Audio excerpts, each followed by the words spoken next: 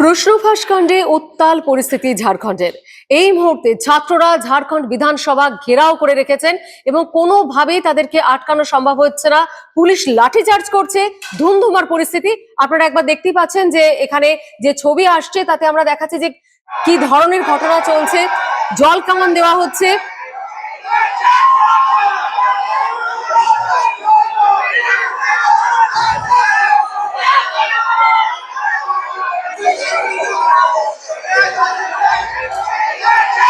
আমরা এই মুহূর্তে যে ছবিটা দেখতে পেলাম যে কোনোভাবেই ছাত্রদেরকে রোখা সম্ভব হচ্ছে না। কদিন আগে আমরা ঠিক এই একইভাবে দিল্লিতে একই পরিস্থিতি হতে দেখেছিলাম, কিন্তু এই পরিস্থিতির সঙ্গে পার্থক্য কিন্তু রয়েছে। আর সেই পার্থক্যটা ঠিক কি, সেখানে আমরা দেখেছিলাম যে কিভাবে ককরোচ পার্টি আন্দোলনের একেবারে অগ্রণী ভূমিকা গ্রহণ করেছিল। আর এখানে কিন্তু ইস্যু একই, সেই প্রশ্নফাঁস কাণ্ড। কিন্তু এখানের ছবিটা ঠিক কি দাঁড়াচ্ছে, পার্থক্য কোথায় রয়েছে, এই সমস্ত বিষয়ে চুলচেরা বিশ্লেষণের জন্য আমাদের সঙ্গে এই মুহূর্তে রয়েছেন আমাদের সিনিয়র জার্নালিস্ট এবং পলিটিক্যাল অ্যানালিস্ট অমিত চৌধুরী। অমিত দা, তুমি যে পরিস্থিতি কদিন আগে আমরা দিল্লিতে দেখেছিলাম, দীর্ঘ একটা আন্দোলন চলেছিল এবং গোটা দেশ তাতে উত্তাল হয়ে উঠেছিল। আবার কিন্তু কদিনের মাথাতেই আবার দেখা যাচ্ছে ঝাড়খণ্ডে সেই একই ইস্যু, কিন্তু এক প্রশ্নফাঁস কাণ্ড, পরিস্থিতি এক। ছাত্ররা তারা আন্দোলনে নেমে পড়েছেন এবং তাদেরকে আটকানো সম্ভব হচ্ছে না এবং কোনোভাবেই কিন্তু লাঠিচার্জ করে বা জল কামান দিয়েও তাদেরকে রোখা সম্ভব হচ্ছে না। এখন প্রথমেই আমি তোমার কাছে জানতে চাই যে এখানে ঠিক কি দাবি দাবা রয়েছে এবং তারপর একের পর এক কিছু প্রশ্ন আমার আছে, যে কিছু ধোঁয়াশা আছে সেগুলো ক্লিয়ার করে দেবে। যে এখানেও আমরা দেখতে পাচ্ছি যে জেনজিরা রাস্তা নেমে পড়েছে, ছাত্ররা পুরো। তাদের অভিযোগটা কি? তাদের অভিযোগ হচ্ছে যে এইখানে প্রশ্ন ফাঁস হয়ে গিয়েছিল এসএসসি পিএসসি পরীক্ষার যে প্রশ্নপত্র ফাঁস হয়ে গিয়েছিল এবং সেই প্রশ্নপত্র ফাঁস নিয়ে তারা অনেকদিন ধরে আন্দোলন চালাচ্ছে। এর মধ্যে আজকের দিনটা ধরলে 17 দিন অনশন করছে তারা। ফলে একদিকে অনশন এবং তার পাশাপাশি আন্দোলন, এবং এই আন্দোলনটা আজকে কোথায় হচ্ছে? রাঁচিতে পুরনো বিধানসভা থেকে নতুন বিধানসভার পথে তারা এগিয়ে যাচ্ছে এবং একটার পর একটা ব্যারিকেড ভেঙে তারা এগিয়ে চলেছে। এর মধ্যে কি হয়েছে? দেখা যাচ্ছে যে পুলিশ লাঠিচার্জ করেছে, আমরা দেখতে পাচ্ছি জল কামান চালানো হয়েছে। ফলে একটা উত্তাল পরিস্থিতি তৈরি হয়েছে। আমরা যে ছাত্ররা এতদিন ধরে অনশন করছিলেন, দিল্লির ক্ষেত্রেও আমরা অনশন দেখেছিলাম, দাবি দাওয়া দেখেছিলাম, কিন্তু একটা জিনিস ফাঁকা। অমিতা, আমি আমার যেটা একটা খুব অন্যতম বড় প্রশ্ন, শুধু আমার নয়, মানে সাধারণ মানুষেরও, যখন সেই একই দাবি দাওয়া, একই প্রশ্নফাঁস কাণ্ড, তখন সেই সেলিব্রিটি, সেই এলিট ক্লাস, সেই ককরোচ কোথায় গেল? মানে তুমি যেটা বলতে চাইছো কি অভিজিৎ দীপকে, একদম এদের কথা। এরা শুধু অভিজিৎ দীপকে কেন, আমরা দেখেছি বলিউডেরও অনেক বড় বড় স্টার, তারাও নেমে পড়েছিলেন। যেমন এই দীপকে এরা দুদিন আগেই বলেছিল যে হ্যাঁ রাঁচিতে যে আন্দোলন চলছে আমরা সেখানে যাব, কিন্তু আজকে এখনো পর্যন্ত তাদের দেখা নেই। এটা ঘটনা, এখনো পর্যন্ত তাদের দেখা নেই। তারা বলেছিল যে আমরা এই আন্দোলন সাপোর্ট করছি এই ধরনের, কিন্তু রাস্তায় নেমে এবং আসল সময়ে প্রতিবাদে তাদের পাওয়া যাচ্ছে না। এই প্রশ্ন অনেকেই তুলছে। এই ভেদাভেদটা কেন?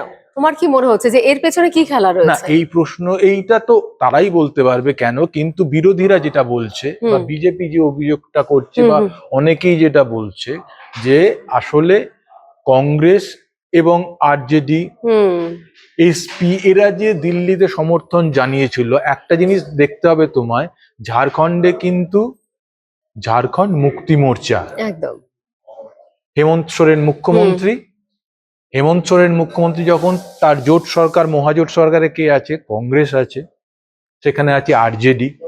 ফলে ইকুয়েশনটা বদলে গেছে। দিল্লিতে আমরা দেখেছিলাম কি দিল্লিতে বিজেপির বিরুদ্ধে আন্দোলনে নেমেছে এই ককরোচ জনতা পার্টি সিজেপি, কিন্তু এইখানে সেই কারণে কি দ্বিধা করছে, এই প্রশ্নটা সামনে মানে এখানেই দ্বিচারিতাটা সামনে আসছে, হতেই পারে যেখানে যে এটা ককরোচ তাদের পার্টি কিন্তু মধ্যে খুব ক্লিয়ারলি বলেছিল যে পলিটিক্যাল একটা টানাপোড়েনের মধ্যে তারা পড়ে গেছে। ককরোচ পার্টির তখনকার যে এজেন্ডা ছিল বা বারবার যে তারা বলেছেন যে আমরা যে কোনো দুর্নীতির বিরুদ্ধে, আমরা কোনো বিশেষ কোনো রাজনৈতিক ছত্রছায়ার অধীনে নই, কিন্তু আমরা দেখেছিলাম কংগ্রেস কিভাবে সাপোর্ট করছে বা রাহুল গান্ধী কতখানি এগিয়ে গিয়েছিলেন। একদমই এক্ষেত্রে যেটা কিন্তু তাহলে ক্লিয়ার যে ওটা আসলেই সামনে আমরা ককরোচকে দেখেছি, আড়ালে কংগ্রেস ছিল। এইখানে কি তো মনে হচ্ছে তোমার, সমস্যা মানে আসছে এই ধরনের?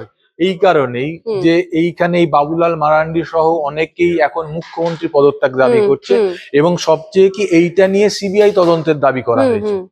সিবিআই তদন্ত চাইছে না ঝাড়খণ্ড সরকার, তারা কি বলছে, তারা বলছে আমরা আলোচনা চাই, আলোচনার মাধ্যমে সমস্যার সমাধান করব। কিন্তু সমস্যাটা কি বৃহৎ আকারে দেখো, যে 180টা প্রশ্নের মধ্যে 150টা প্রশ্নই ফাঁস হয়ে গিয়েছিল।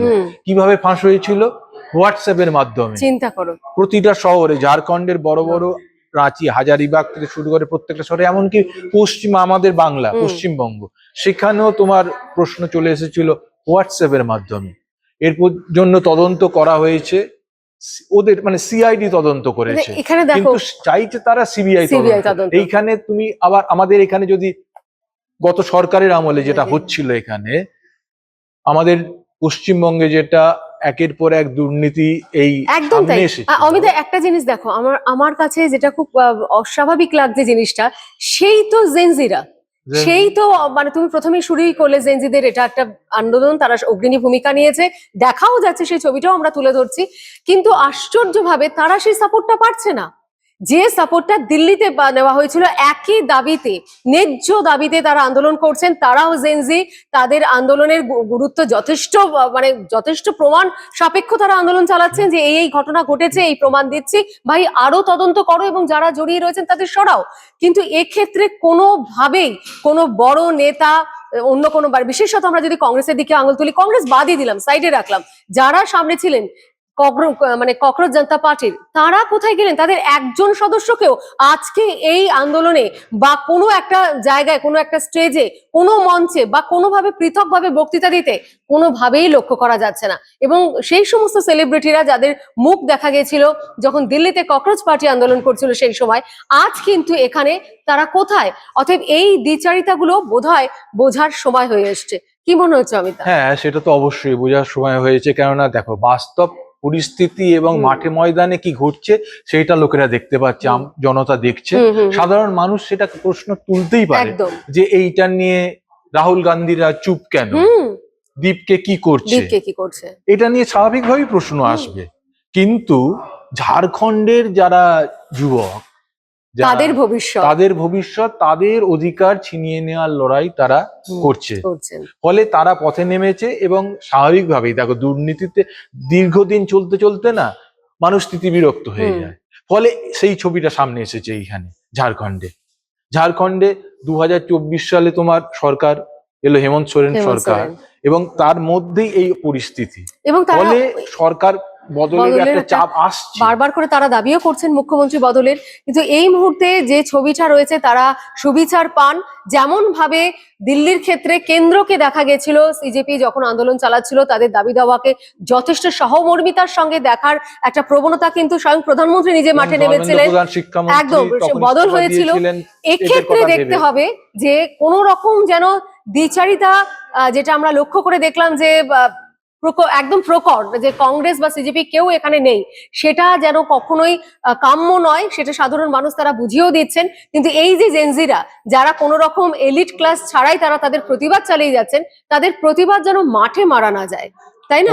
তারা যে ন্যায্য দাবি নিয়ে প্রতিবাদে এসছেন, আন্দোলন করছেন, তারা যে দাবি করছেন তাদের দাবির মান্যতা পাক, তারা সঠিক বিচার পান, সেই যে দাবি নিয়ে তারা এখানে এসছেন সেই দাবি খতিয়ে দেখা, সত্য সামনে আসুক।